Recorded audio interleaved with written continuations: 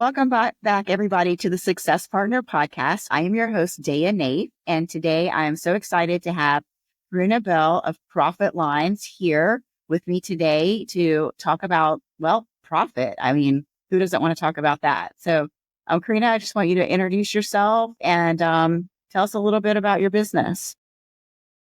Thanks so much for having me, Dana. I'm really excited to be here today. My name is Karena Bell, the founder and CEO of ProfitLines, and we are a profit optimization, growth strategy, and capital funding advisory firm. We work both nationally and globally, helping business owners and business leaders improve their profitability. That's wonderful. So I would love for you to share a story. Don't name names, but share a story of a company that you worked with that accomplished just that. Oh my goodness. I have a favorite story. I do have a favorite story of a manufacturing company. They were doing about 76 million in annual recurring revenue. And when we ran a profit analysis on the business, or let me back up. They had told us what they thought their profitability was the previous year. When we actually ran the forensic analysis on their finances, actually booked just under 400,000 in revenue for last year. So they were generating 76 million in revenue and recognized just under 400,000 in profit. After we ran our analysis, we were able to remediate 5 of their top loss leaders and recover $4.9 million in annual recurring revenue for them. We are still working with that particular client. We're getting into some other areas of opportunity for them. But in that circumstance, what had happened is the CEOs and the CFOs were getting reports, and they were, so question is, how can that happen? They were getting data and they were getting reports. It wasn't the right data. It wasn't the right reports. And that's where the data and the information that is received is so critical. The leaders cannot make decisions if they do not have the information to make informed decisions. They're making decisions based on the information they have. And a lot of times the information is not as accurate as they would expect it to be. True, not accurate, or not even knowing which columns you're supposed to be looking at for what type of comparing the apples to apples versus apples to oranges.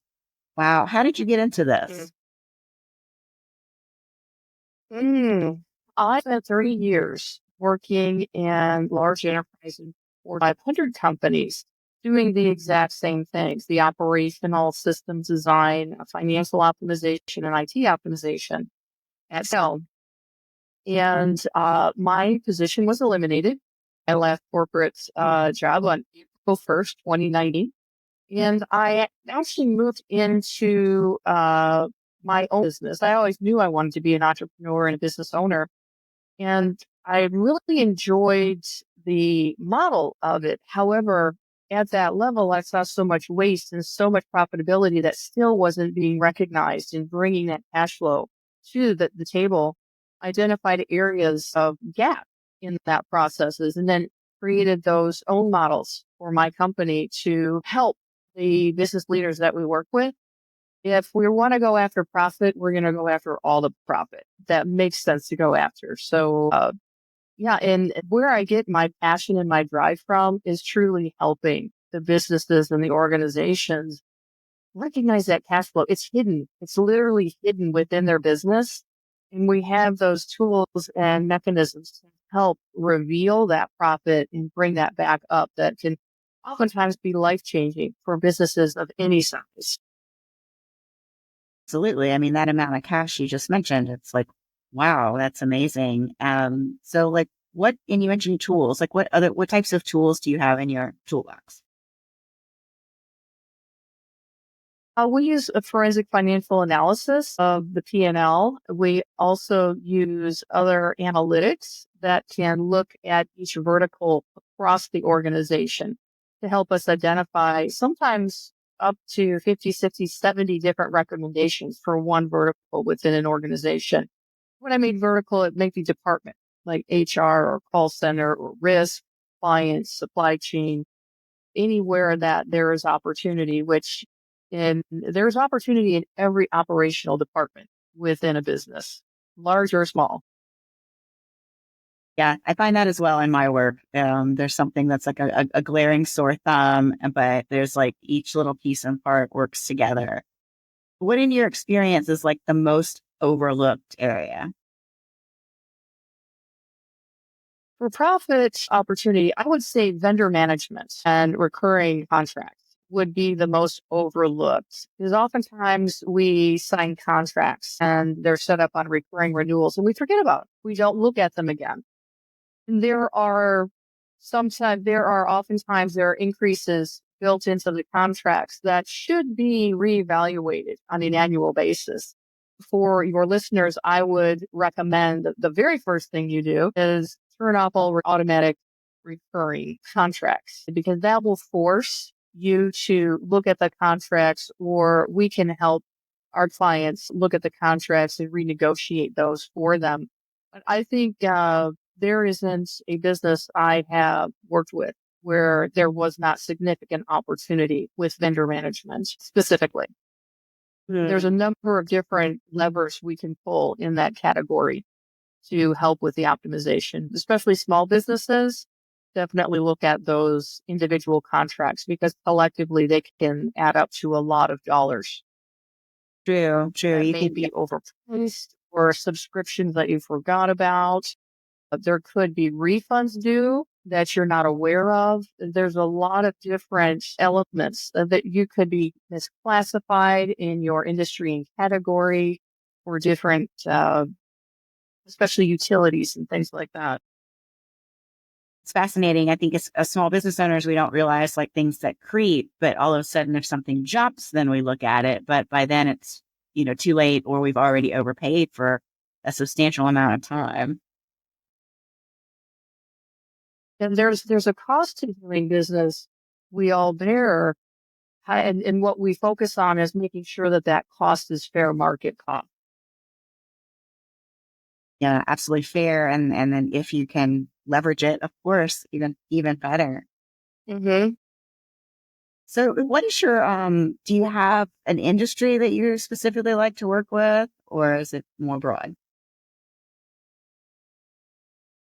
It's very broad because we are profit focused. It's revenue generating businesses are the businesses that we work with. We start at businesses that are generating at the minimum of 5 million in annual recurring revenue. And then we have no lid on the high side. We typically, a lot of our work is in the 20 million to 250 million range.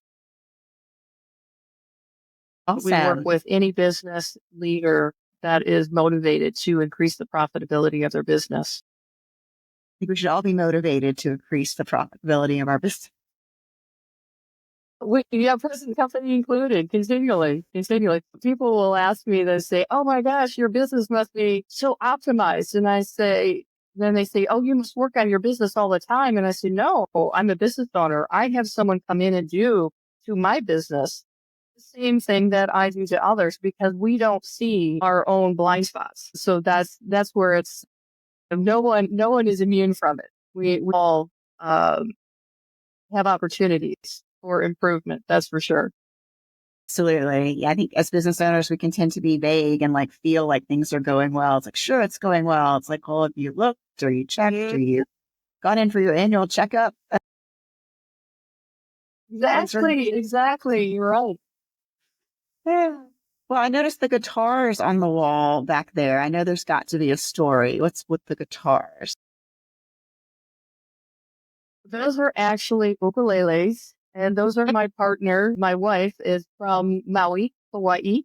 So we have, I think in total, we have about 10 or 11 ukuleles of varying, tenor, alto, six string, four string, and that we're a very musically inclined family. I used to play the alto and tenor saxophone. I now play the steel drum. There's music in our house often, and if we're not playing it, we're usually listening to music of all genres. It's amazing. Gosh, I totally want to come over and see you all have a jam session. Yeah. Well, now we play. I didn't say we were any good. Yeah, yeah. In that case, come on over. Absolutely. Absolutely. And I will bring something good to eat because I know from previous conversations that we're both foodies as well. Yes, yes. We'll both share new dishes, and recipes and the stories behind them. Yes, absolutely. The cultural story behind it. It's even more enjoyable and rich and deep than even enjoying the dish itself. It's such a wonderful tradition. So how do my listeners find you to refer you some business? They can go to our website, ProfitLines, ProfitLinz.com, or they can look me up on LinkedIn, Karena Bell, and I can be reached from either platform. Wonderful. Thank you for asking. Yes, and we will have all that in the show notes for our listeners here, our viewers and listeners. We're now on Spotify, which is exciting, but mainly YouTube to post it. And I will be sharing this with you, Karena, when it comes out as well. So thank you, everybody, for listening to today's episode of the Success Partner Podcast, Daya Naef. Please stay tuned. There's more to come.